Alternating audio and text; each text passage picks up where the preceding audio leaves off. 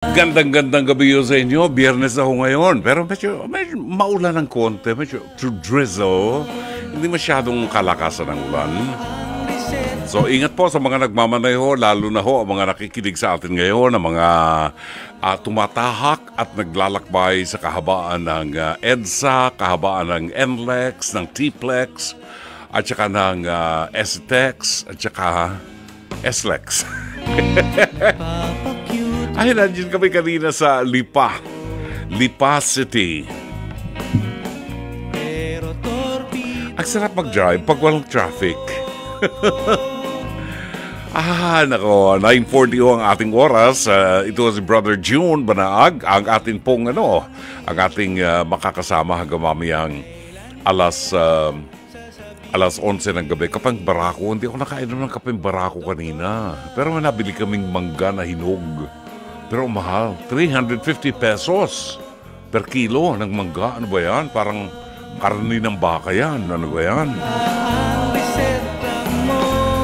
Ang ating programa po ay napapakinggan sa 92.3 Radio 5 True FM sa buong Mega Manila. Tayo po ay kasabay napapanood at napapakinggan sa Facebook page ng 92.3 True FM. Pakishare lang po ang ating live stream ng ating episode ngayong gabi. At siyempre po mga kapatid, i-follow, like, and share ang ating social media accounts. Ito ang ating mga social media accounts. Ito po ang at Radio 5 True FM sa X, formerly Twitter, sa Threads, Instagram, Facebook, at TikTok. Naiwanan ko si Direk, ano? Yun. And don't forget to subscribe sa Radio 5 True FM YouTube channel. Kung gusto ho ninyong panoorin yung mga dating episodes natin, makikita ho ninyo dyan. Para naman sa mga nais maging bahagi ng ating programa at makibahagi ng kanilang kwento ng buhay at mga suliranin na gusto nyong idulog sa ating palatuntunan, pwede kayo magpadala ng inyong mensahe sa Dr. Love Facebook Messenger o dili kaya tumawag sa ating hotline sa 863-15788 at 863-16674. Ngayon po ay gabi ng Biyernes at siyempre kapag gabi ng Biyernes ang ating mga itinatampok ay mga awiting Pilipino na bihirang-bihira na pong madinig. Pagkain pang-spiritual, mga salita ng Diyos na nag-iiwan ng pag-asa, kapanatagan at kapayapaan. Pagkain pang-spiritual, hango sa bagong tipan ng banal na aklat. Pagkain pang-spiritual. Narito ang ating pagkain pang-spiritual sa araw na ito ng Biyernes, ika-23 ng buwan ng Agosto. Ang Ebanghelyo ay matatagpuan sa ika-25 kabanata ng Ebanghelyo sa ngayon kay San Mateo, talata 1 hanggang 13. Ang kaharian ng langit ay maitutulad dito. May 10 dalagang lumabas upang sumalubong sa lalaking ikakasal. Bawat isa ay may 2 ilawan. Ang 5 sa kanila ay hangal at ang 5 na may matatalino. Ang mga hangal ay nagdala ng kanilang mga ilawan, ngunit hindi nagbaon ng langis. Ang matatalino naman ay nagbaon ng langis, bukod pa sa nasa kanilang mga ilawan. Naantala ang pagdating ng lalaking ikakasal, kaya't inantok at nakatulog sila sa paghintay. Ngunit ng hating gabi ay may sumigaw, "Narito na ang lalaking ikakasal! Lumabas na kayo upang salubungin siya." Agad bumangon ng 10 dalaga at inayos ang kanilang ilawan. Sinabi ng mga hangal sa matatalino, "Bigyan naman ninyo kami ng kaunting langis, aandap-andap na ang aming mga ilawan. Baka hindi ito magkasya sa ating lahat. Mabuti pa ay pumunta muna kayo sa tindahan at bumili ng para sa inyo," tugon ng matatalino. Kaya't lumakad ang 5 dalagang yun upang bumili ng langis. Habang wala sila, dumating ang lalaking ikakasal. Ang 5 nakahanda ay kasama niyang pumasok sa kasalan at isinara ang pinto. Pagkatapos, dumating naman ang iba pang dalaga. "Panginoon, Panginoon, Papasukin po ninyo kami, pakiusap nila. Ngunit tumugon siya, sino ba kayo? Hindi ko kayo kilala. Pagkatapos ito ay sinabi ni Jesus, kaya't magbantay kayo, sapagkat hindi ninyo alam ang araw o ang oras man. Mga kapatid, ang mabuting balita ng Panginoon. Pagkaing pang-spiritual, mga salita ng Diyos na nag-iiwan ng pag-asa, kapanatagan at kapayapaan. Pagkaing pang-spiritual, hango sa bagong tipan ng banal na aklat. Pagkaing pang-spiritual.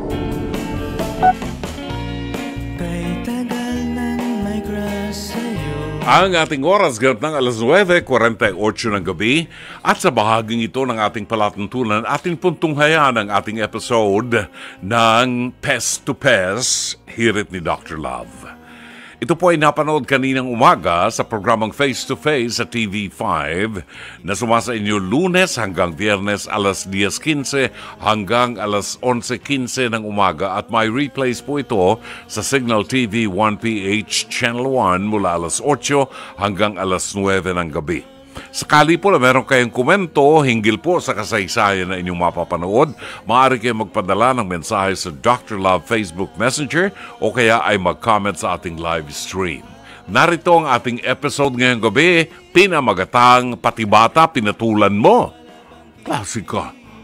Patibata, pinapatulan mo? Panoorin ho natin. Tanungin natin, sino ang inirereklamo mo, Jennifer?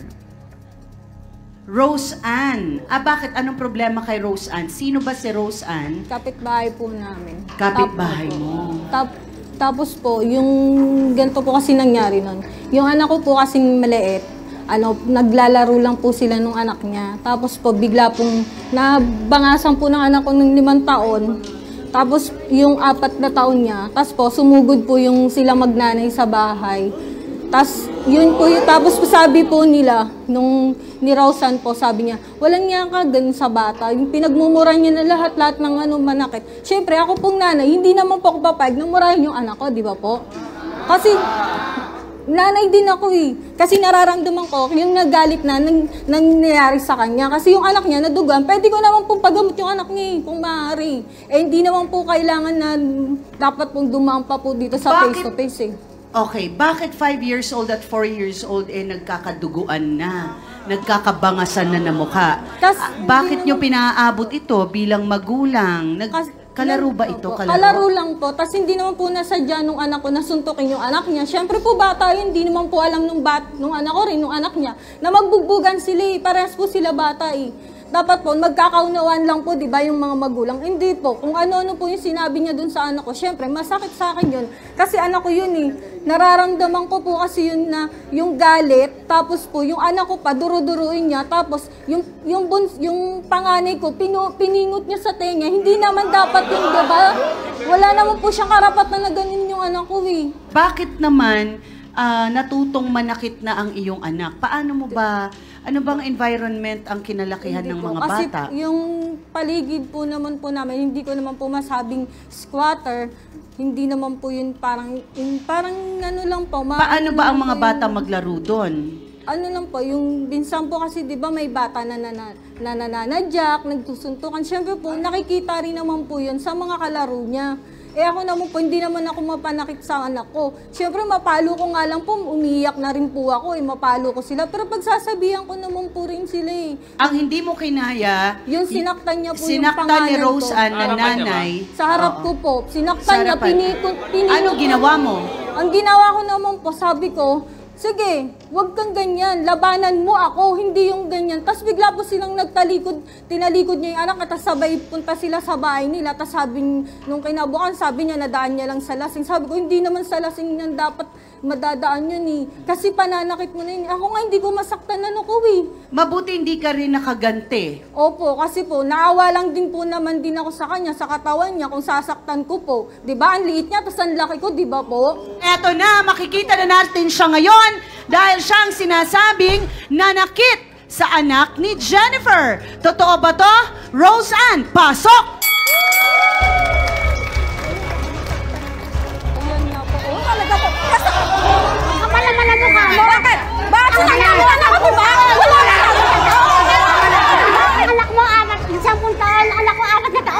O bakit? Sinakta mo yan ako, di ba? Ha? 10 taon, tinurot mo, di ba? Halos hindi mo nga hindi. Wala. Roseanne, totoo bang sinaktan mo ang anak ni Jennifer? Oo, dinadyakan ko, tsaka Tama lang, dapat na demanda. Okay, wait lang ha. Ilang taon ang sinaktan mo? At tinadyakan mo? Yung 10 taon po, tinadyakan niya. Ay, yung 10 years old, bakit? Tsaka wala kang pakialam, mag-inom man ako, pera ko walang bibili ko, hindi mo naman pera. O, pera mo nga, bakit? Pero teka lang, Jennifer ha. Roseanne, bakit mo tinadyakan yung 10 taon? Nakaaway ng... ilang taon ba yung nakaaway ng anak mo? Yung 5 taon. Bakit ka gumanti dun sa kapatid na 10 taon? Kasi hindi na tama yung ginagawa eh. Tsaka yung anak ko, umuwi na lang lagi sa bahay namin ng... nanggigigil ako, umuwi sa bahay namin. Mama, inaway ako ni mama lang. Kaya kausapin mo yung nanay, hindi sasaktan mo yung hindi, anak ko. nanggigigil na kasi ako, wala akong pakialam. Hindi ganon, hindi din dinadaan sa laking yun. Jennifer, bakit lagi daw binubugbog ng mga anak mo ang anak niya? Kasi po, yung anak ko pong 5 taon, nasasaktan din po. Siyempre, magsusumbong sa kuya. Ilang taon yung Di ba anak po? mo, Roseanne? 4. taon. Sa'yo 5 taon. Opo. So, Kasi 10 laging, taon pa siya. and then yung 10 taon mo, lagi daw binubugbog yung anak ni Roseanne.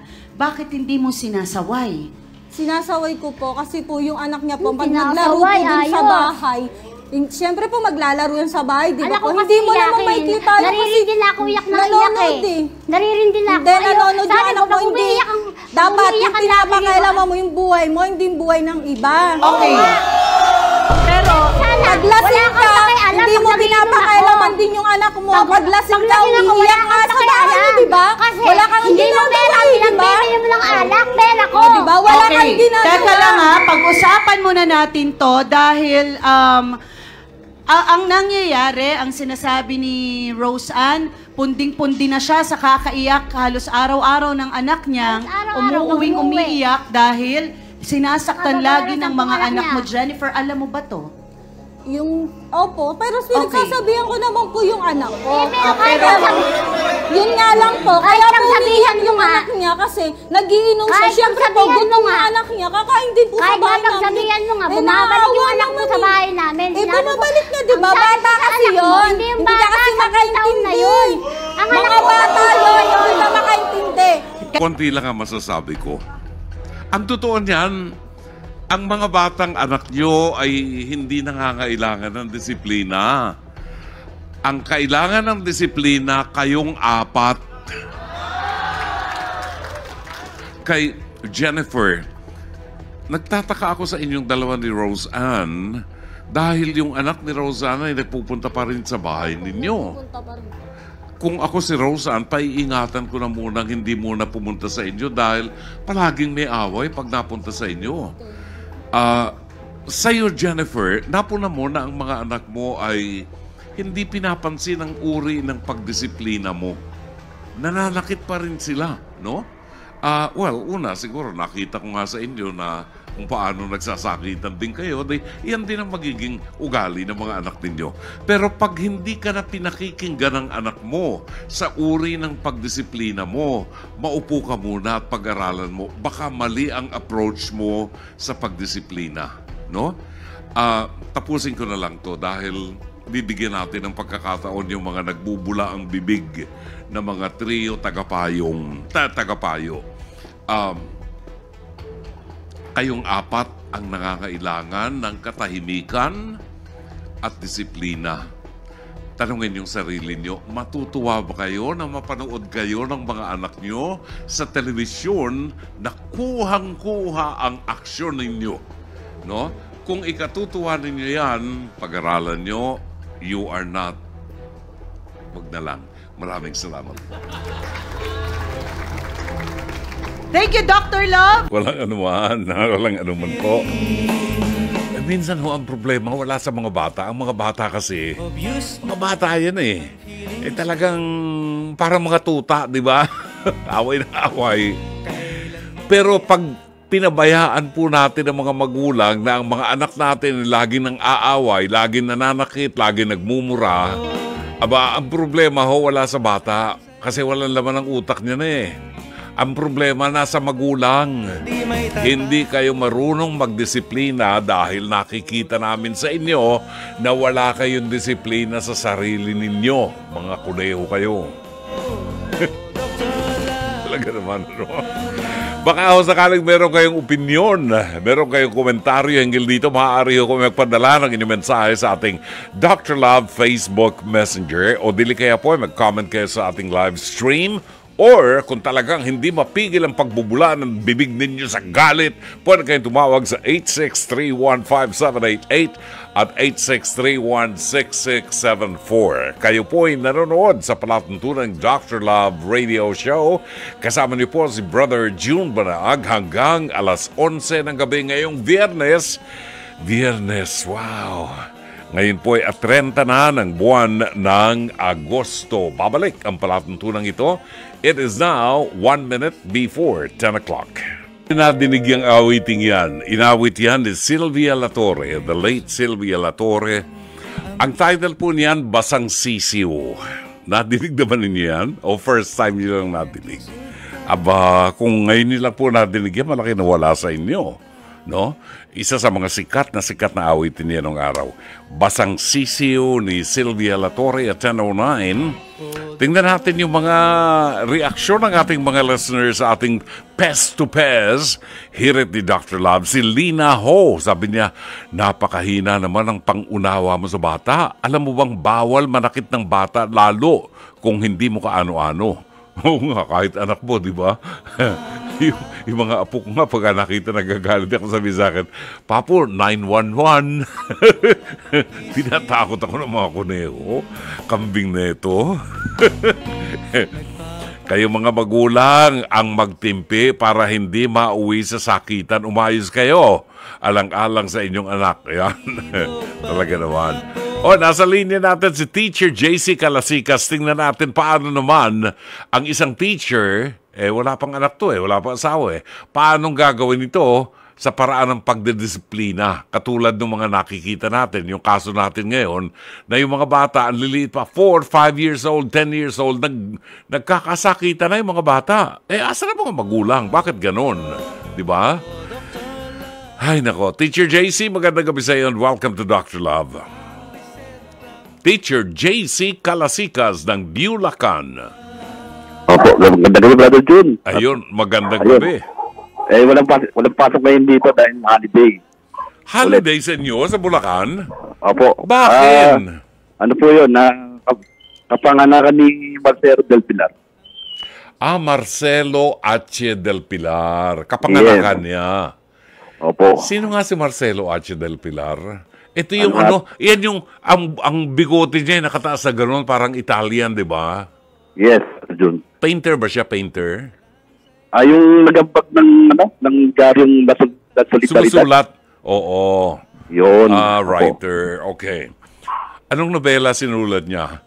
El Filibusteris. Ano ba yan? Banaan?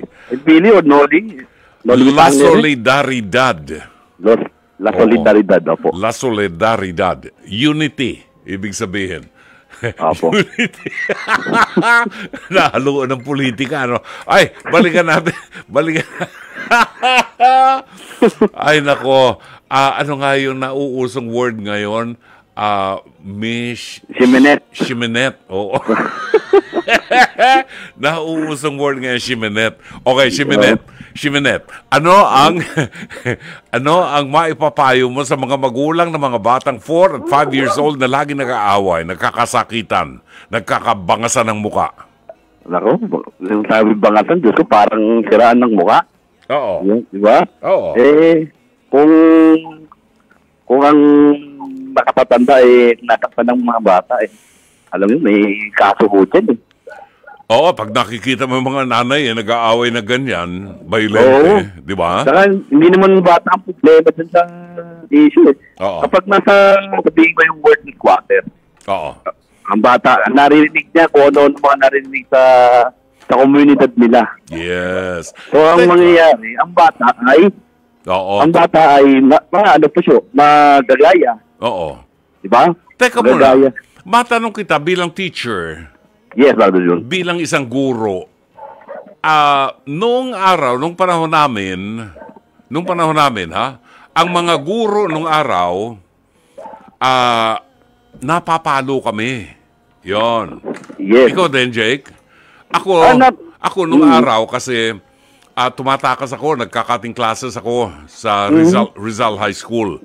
Manonood kami sa Pineda ng shooting ni Fernando Poe Jr. tsaka ni Joseph Estrada. Kaya bumagsak ako sa mathematics. Hindi ako ma-attend ng klase.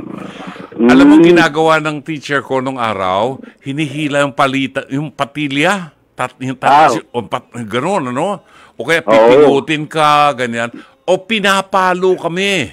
O kung maingay, habang nagtuturo ang teacher, inabutan ko yan, ni Mrs. ko, nagtuturo ng araw sa high school. Pag merong maingay, hawak niya yung eraser na ganyan, ibabato niya yung eraser na ganyan dun sa bata. Ganun. Opo, ganun po talaga, brother Jun. Ako, kahit ako, brother Jun, naabutan ko rin po yan. Oo, pero... Elementary po lang po ako nun. Pero effective yun. Yes. Diba? Effective yun kesa ngayon. Wala, malat na ang teacher. Ikaw, teacher ka. Malat na ang teacher mo kasi sigaw. Hindi ka pa pinapansin ng mga estudyante mo. Wala nang power ang teacher para... Pagkatapos, pag napagalitan yung anak, ito na kinabukasan, ito na yung magulang. Opo. Di ba? Ayan na. Kaya mahirap din... Anong epekto niyan? Anong epekto niyan sa inyo ng mga teachers?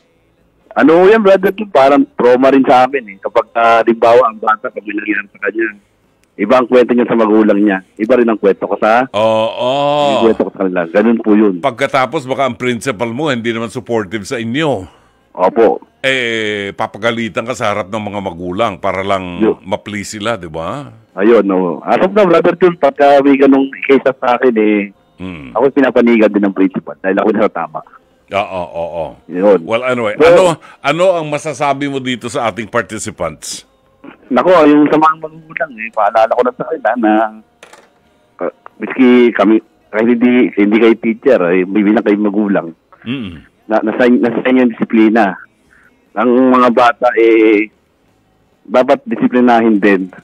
Sa pamagitan ng pagtuturo ng magandang asal. Hindi, kung hindi yung mga, yun, nakikita nila, nagiinuman yung isang nanay. Ano nakikita ng anak? Oo. Baka paglaki, gagayahin. Yung nanay, nakikipag-inuman, tapos yung anak niya, dadalhin sa kapitbahay. Ayun. Para makipaglaro doon sa mga ibang bata, di ba? Opo, tapos mag-aaway. So, at dapat disiplinahin dyan yung mga magulang. Ayun. Mahirap pagka ang nanay, tulad niyan, pag walang trabaho, anong gagawin sa maghapon? Nga. Hinahayaan lang kanya. Anong daming gagawin sa bahay. Silipin mo ilalim ng kama mo, ang daming alikabok, kambing ka. Ayun lang. Di ba? Pagpagin mo yung kama mo dahil 3 taon na yan, hindi mo napapagpag yan hindi mo nababaligtad yung kama mo Oo. Panay mattress, panay alikabok na yan, panay mites na yan. Brother Jun, babati tayo. Sige, bati na. Alam niyo po, Brother Jun, birthday ng isang nag-iisang DJ na kahit pumanaw na nagdiriwang ng karawan ngayon. Sino? DJ Richard po. Ay, ngayon ba birthday niya? Trend. Ngayon po. Ay, Diyos ko, patawarin ako ng kaluluwan ni DJ Richard. Happy birthday to you, DJ Richard. Ayun, birthday niya po ngayon. Kaya po, ngayon siya na 16, no? Oo. 16, yun. Alam mo, and then, taong yan, napakalinis sa kotse. Yun. Malinis sa kotse. And then, Brother Jun, pati ko na rin yung mga kaguruan na kasama ko. Totally grateful ako. Nakasama ko mga kaguro ko. Sige. Ayun. And then mga estudyante ko na nasa Bulacan, happy weekend sa kanila na. Anong pangalan ng school? School ko, St. Vincent Learning Academy. Ano, no? St. Vincent Learning Academy. St. Vincent. Opo. Meron kaming, tawag doon, yung patron. Yung St. Vincent po. Sinong St. Vincent? Merong St. Vincent Ferrer? Yun, St. Vincent Ferrer po. Okay. Dominican yan. Yung ba yung may pakpak? Di ko alam Alamin ko pang history nito. Alamin mo. Yeah. Sige. Thank you very much, Thank you, Brother JC. Si JC Calasikas po ng Bulacan. Maraming salamat. 18 minutes after 10. Narito ang ilan sa mga nag-text sa atin, ang mga nakikinig, mga regular na mga nakikinig po ito buhat sa Pateros, Angelita Banataw, magandang gabi, and good evening kay Lina Ho ng Plaridel, Bulacan. Malapit na. 2 tulog na lang, bare months na, at madidinig nyo na ang apelyido ni Lina Ho. Ho, ho, ho, ho, ho! Merry Christmas! Susan Reyes Montinola ng San Pedro, Laguna, magandang gabi at happy listening. Magandang gabi rin kay Chato Saavedra, Chato Sakluti. Good evening kay Nix Cardoza, Carmelita Lina Neira ng Hong Kong. Buhat naman sa Tokyo, Japan, Kumbawa. Sa Tokyo, Japan, Andrea Enomoto. Arigatou gozaimasu. Buhat naman sa malayong bansa ng Pasig City, Engineer Mercy Santos. Binabati natin ang magandang gabi si Engineer Mercy Santos. At siyempre si LC na masarap magluto ng turon. Turon ba yun? Hindi, ano yun? Murkon. Yun, sarap magluto ng murkon. Murkon ba o hamonado? Whatever, basta. Yun, Mercy, maraming salamat. And LC, salamat. Alan Hungko, thank you very much. Sally Estabilio Rugeria, magandang gabi kay Herbert Gaor, Evelyn Santos Mendoza, and Charles Justin Heveloza. Yan. Mamaya meron tayong liham kasaysayan, ha? Si Lynn ng Brussels, Belgium, buwabati ng Blessed Friday evening. Tanong ko lang po, meron po ba kayong record ng rosary na ikaw ang nag-lead? Kung meron po, paano kaya makakakuha ng copy? Ganda po ng boses niyo, ang lamig pakinggan. Thank you po. Lynn ng Brussels, Belgium. Meron akong ni-record but it was not sold publicly. Pero tingnan ko yung record ko kung meron pa. And ipadala mo sa akin ang email address mo at papadalhan kita ng kopya ng recitation ng Holy Rosary. I think 4 na mysteries yun 4 na mysteries. Kaya medyo mahaba yun. Lance Abilion, maraming salamat sa iyo. Christian Abrera Chan, good evening and happy listening. Ako'y natutuwa dito sa mga nakikinig sa atin na talagang may devosyon sa mahal na Birhen at interesado pa rin sa pagdarasal ng Santo Rosario. Ako, pagsakay ko sa kotse, nagdadasal ako ng rosary. Oo, SOP na yun. Jason Santos, magandang gabi. Sonia Aguilion Apante ng Hong Kong, good evening. Tess Mangayayam Cortez, taga saan po kayo? Pinupuri ka namin, Panginoon, sabi niya, at saka si Neneng Dula. Alright, since ngayon po ay gabi ng Biyernes, at tuwing Biyernes po ang ating mga itinatampok na mga awitin ay mga awiting Pilipino, original Filipino music na ayaw tumunog ng aking player. Bakit ganon? Ayaw eh. Ikaw na nga lang magpatugtog, miski ano na lang dyan. Alright, sige. Yung number 1 natin. 21 minutes after 10 ay ito yung bato sa buhangin ni Cinderella.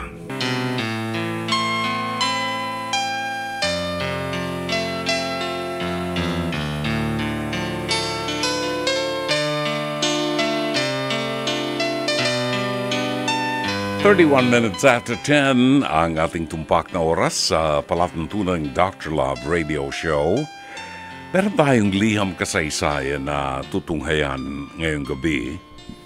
At kung sakali po na meron kayong mga kasaysayan ng buhay, na kasaysayan ng tagumpay, kasaysayan ng pagkabigo, ng pagsisikap, or mga suliranin na gusto po ninyong idulog sa ating palatuntunan, maaari po kayo magpadala ng inyong liham kasaysayan sa ating programa. Next week, susubukan namin at least 2 liham kasaysayan ang ating itampok. If we can do that, no? para mabigyan din natin yung ating counseling portion.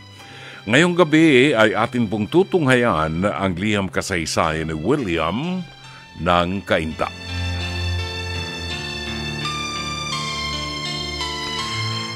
Dear Dr. Love, magandang gabi po at gusto ko lang po sanang i-share sa inyo ang nararamdaman ko tungkol sa babaeng itinitibok ng puso ko. Sa ganitong paraan, malalaman ko po ang pwede kong gawin mula sa payo ninyo. Ako po si William, 25 years old. Isa po akong graphics artist sa isang multimedia company. Katrabaho ko naman po sa kumpanya ang babaeng gusto ko. Let's call her Shaira. More than a year ago, my girlfriend and I broke up after 3 years of relationship.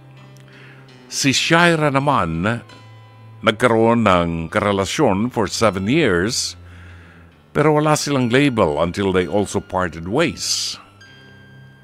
Shaira and I became friends and we share songs that we like. We talk about funny things that we see on social media, and sometimes we talk about work. The funny thing is, we're both August babies. Sa simula pa lamang gusto ko na po si Shaira and I always wish the best for her. Sa totoo lamang po, gusto ko po siyang ligawan. Pero natatakot lang ako na baka maapektuhan ang friendship namin. Isa pa, I think she's enjoying being single at this point of her life. Gusto ko nga rin pong samahan sa nightly jogging siya, pero nahihiya rin po ako. Hindi naman po ako nagmamadali, Dr. Love, pero at this point, gusto ko na rin kasing magmahal ulit. And with a girl whom I want to spend the rest of my life with. Na-imagine ko rin po na kasama siya sa road trip sa Baguio, Tagaytay, or La Union, or even abroad. I also imagine us having coffee in different coffee shops, watch Netflix together, and so on and so forth. Mahilig din po kasi siyang magkape at willing ko siyang ipagtimpla ng coffee ala William for the rest of her life. At dahil mahilig din siya sa online games, we can always play together until we grow older together. Hi, Dr. Love. It really feels great to love and be loved in return. Pinapakiramdaman ko pa lamang po kasi si Shaira kung ready na talaga siya. And once she gives the go signal, liligawan ko na po siya kaagad at willing po akong humarap sa pamilya niya and tell them my pure intentions. Dr. Love, ano po ang masasabi niyo sa sitwasyon ko? Should I ask Shaira kung pwede ko na siyang ligawan or wait for her to send signals na pwede na? Should I pursue my feelings for her, or will this ruin our friendship? Pwede ko ba siyang samahan sa regular jogging niya or just let her do this alone? Salamat po sa pagbibigay niyo ng advice, Dr. Love. This will surely help me deal with my feelings and future decisions. And with regards to my love life. God bless po. Gumagalang William ng Cainta, Rizal.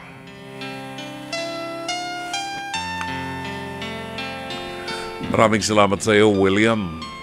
Binabasa ko yung liham kasaysayan ni William. Parang 16-year-old boy, 18-year-old boy na nagsisimulang umibig. Mga klase ng sulat niya. Nakakatuwa. And I could sum up na in love nga itong si William kay Shaira. Dito na kuhang atensyon ko, nai-imagine ko rin siyang kasama sa road trips to Baguio, Tagaytay, or La Union, or even abroad. Aba, meron pa siyang mga tukoy niya yung mga lugar. Parang pwede siyang gumawa ng script sa pelikula.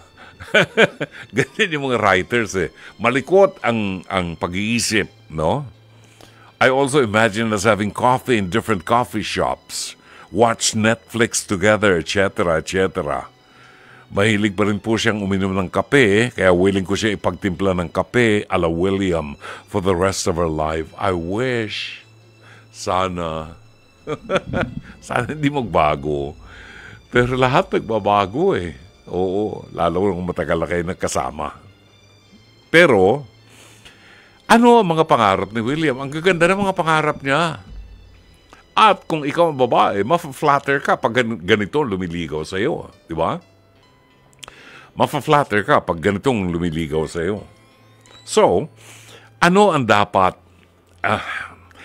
Alam mo, William, ang sarap mangarap at marami kang papangarapin. Marami ka pang papangarapin. Kasi mahal na mahal mo yung babae, di ba? Kaya lang, naghihintay ka ng go signal. Hinihintay mo yung babae na magbigay ng go signal sa'yo para masimulan mo na ang panliligaw sa kanya. Di ba? So, alam mo, William, may sa mga sundalong Amerikano, meron silang kasabihan, no guts, no glory. No? Sa Air Force yata, no guts, no glory.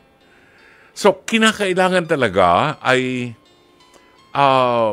you take a chance. Sabihin mo ang nararamdaman mo sa kanya. Huwag kang maghintay ng go signal.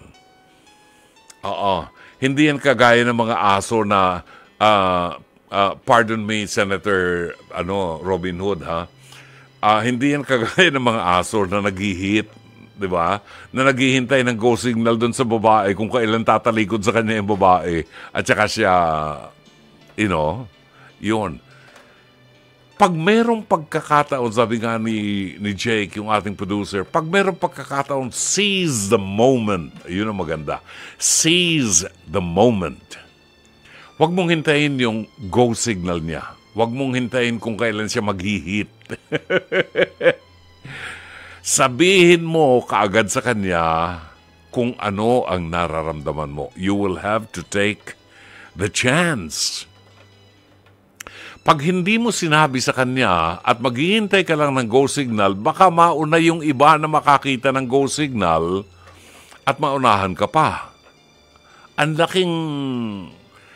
laking depression yan sa'yo pag nagkataon. Ganyan ako nung araw nung ako'y hindi pa ako nanliligaw. Meron akong crush na babae nung ako'y nasa high school sa Pasig.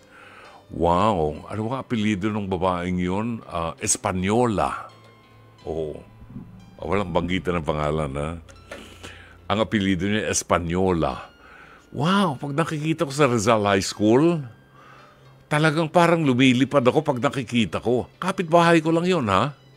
Kapitbahay ko. Ang ganda niya. Gustong-gusto ko yung mukha niya. Hindi ako nanliligaw kasi natatakot ako na baka mabasted ako kasi ang pangit ko mukha akong butiki nung araw wala akong achievements. Anak mahirap lang ako. Kaya, mahihain ako. Nagkakating classes pa. Bumagsak pa ako sa mathematics. Alam ba ninyo, maikwento ko lang, mahaba pa naman ng oras. Kapapanood ko ng shooting ni Fernando Poe Jr. dyan sa Pineda, Arkong Bato. Bumagsak ako sa mathematics. So, Teacher Lito. Nang malaman ng tatay ko na bumagsak ako sa mathematics, sabi ng tatay ko, tumigil ka ng pag-aaral mo. Pinatigil ako ng pag-aaral ng 1 year. Diyos ko. At alam mong ginawa ng tatay ko, binantayan ako. Iginawa ako ng tatay ko ng shoe shine box. At ginawa niya akong limpia bota. Alam mo yung limpia bota? Shoe shine boy? Oo. Dinala niya ako doon sa isang barbershop. At pagkatapos, ikinuha niya ako ng pwesto ron. Sige, maglimpia bota ka. Talagang doon sa may bangketa para makita ko yung mga classmate ko sa high school na dumadaan at ako naglilimpia bota. Oo. So nakita ko, lumuluha ako nun talaga, nakita ko yung halaga ng pagpapaaral sa akin. See? Naikwento ko lang. Tay, kwento ko lang kasi ang buhay ko ganyan eh. Hindi naman kami anak mayaman eh. Hindi ko naman akalain na susweldo ko ng 500,000 piso dito sa buwan. Oh. Anyway, balikan natin ang kwento ni William ng Cainta. I can relate to you kasi nga nung araw, wala akong self-esteem. Wala akong self-esteem. Mahihain ako. Pag may nakita akong babae, ligaw tingin lang. Parang si Direct Shake Mamaril. Ligaw tingin lang siya. Miski hanggang ngayon, pag may nakikita magandang babae, titingin-tingin lang sa side na gano'n, no? Hindi yung makikitang, tumitibok ang puso niya. Gano'n. Gano'n ako nung araw. Now, nung ako'y mapunta na sa radyo at meron nang nagsasabi sa akin na mga fans na, alam mo, Brother June, ang ganda ng boses mo, ang ganda ng lalaki mo, tall, dark, and handsome ka. Aba, lumakas naman ang loob ko. Nanligaw naman. Nanligaw. Di ba? O, sinamantala. Ayan. So, anong aral lang po pwede kong sabihin sa iyo, William? You're 25 years old already and I know, I can sense it that you're serious. Mahal na mahal mo itong babaeng ito. Kasi nga, ultimong pagkakape, nasa isip mo, palagi mong ipagtitimpla mo siya ng kape, nag-hallucinate ka na, nag-dreams ka na kasama siya sa mga road trips ninyo, sa Baguio, Tagaytay, sa La Union. May mga lugar pa. Ba't di kayo sumama sa aming pilgrimage sa Holy Land? Sumama kayo sa Europe, sa pilgrimage namin sa October, di ba? Ngayon, ang mahalaga rito, sabihin mo sa kanya. Huwag kang matakot na baka mawala yung pagkakaibigan ninyo. Walang kinalaman yun doon. Kung kaibigan ka niya, mafa-flatter pa nga siya pag sinabi mo sa kanyang you're in love with her. You know? Ang mahalaga, nasabi mo sa kanya. Okay?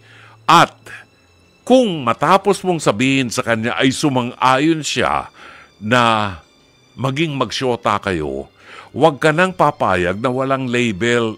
Yung mga walang label na yan. Kawawa mga babae dyan.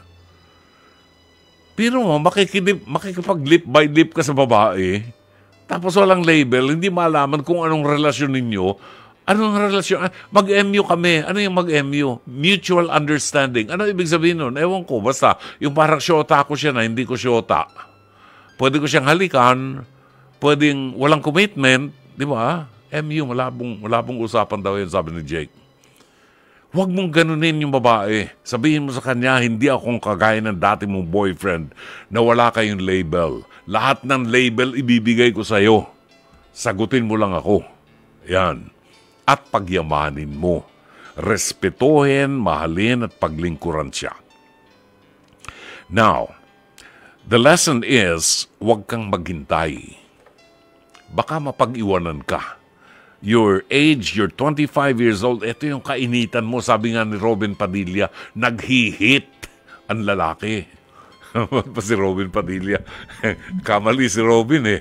Ang tinanong niya si Attorney Kay, Attorney Lorna Kapunan. Ay, babarahin ka ni Attorney. Babarahin ka ni Attorney. So, ligawan mo na siya. Huwag mong hintayin na magbigay ng signal. Sabihin mo sa kanya and be honest with her and tell her that you're in love with her. And you want to protect her. You want to care for her. You want to love her. You want to possess her. Ayun, ano?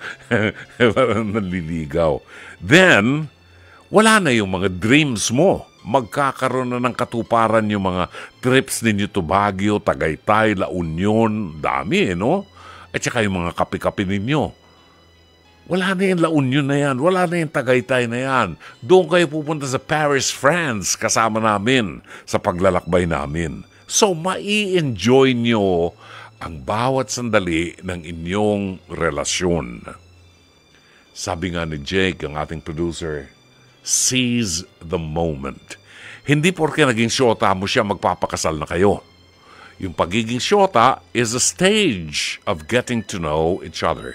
Para malaman nyo kung magmamatch kayo, kung pareho ang inyong direksyon at iisa ang mga pangarap ninyo. Sana'y natulungan ka ng palatuntunan ito. As always, Dr. Love. Ang awiting ito ni Ruben Tagalog, Minamahal Kita. Pansamantala tayo po ay magpapaalam at magbabalik po sa araw ng Lunes sa programang Dr. Love Radio Show. Sa ngalan po ng ating buong production staff at sa pamumuno ng ating General Manager ng Nation Broadcasting Corporation, Mr. Raul de la Cruz, ang head ng ating programming and production, Alvin Maanyo, ang ating operations manager, Cherry Baile, ang ating producer, Jake Bakwood, technical director, Direk Sheikh Mamaril, ang ating naging radio and studio technician, Ron Eugene Cruz and Florent Christian Canceran, ang ORAD operator natin, si Mike Santillan, at ang ating PA at avid operator, na si Jairi Ann Manipon. Ito po naman si Brother June Banaag, OP, pansamantala magpapaalam. Hanggang sa Lunes, alas 9:30 hanggang alas 11, dito po sa 92.3 Radio 5 True FM. Until then, magandang gabi, maraming salamat, Shabbat Shalom.